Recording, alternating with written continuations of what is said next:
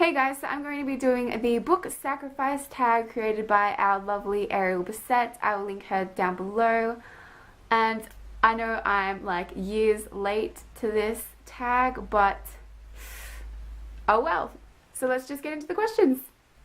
Number one is an overhyped book. You're in the bookstore and all of a sudden, zombie attack, and the military blasts the announcement over the PA system that the only way to defeat the zombies is to smack them on the head with an overhyped book. I would choose We Were Liars by E. Lockhart. E is right.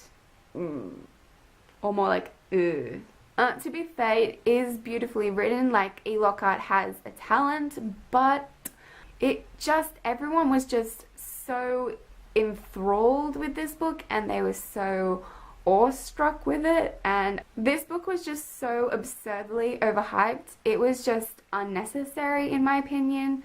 I mean, sure, it did have that twist at the end, but so many other books have twists at the end. Why is this book any different? And I saw the twist coming anyway. It wasn't I don't get it. So it was just all around a letdown for me personally, which was sad, but what are you gonna do? Number two is a sequel. So you've left the hair salon with a smashing new haircut, and then bam, torrential downpour. Which sequel are you going to sacrifice to save your gorgeous hair? I've chosen Betrayed, which is the sequel in the House of Night series. I didn't like it. It just went so many different directions. I was so aggravated with this book, and I would not shed a tear when this drowned in water. Number three is a classic, and essentially your English teacher is just going on and on about how this revolutionized the English. Wow, I can't even speak English properly. So basically, the English teacher is going on and on about how this book revolutionized English literature, and you're just like, oh hell no, and you chuck the book at him because why not? And the book that I will be chucking at my teacher's head is, I guess I'm going to be throwing Emma. I mean, to be honest, I didn't hate it and I didn't love it. I did like it, but I think why I'm going to be chucking this book is because at the time we had to finish this book, like everyone in the class had to finish this book in order for us to watch Clueless, which is an appropriation of Emma. Yeah, so I guess I just hold a grudge against this book because 16-year-old me just didn't want to read the book. She just wanted to get straight to Clueless. Number four is your least favorite book of life. So you're in the library again because we're book lovers. That is where we hibernate. Yeah, so basically global warming explodes and outside it is a frozen wasteland. Which book are you going to be lighting up and you're not going to be regretting burning it?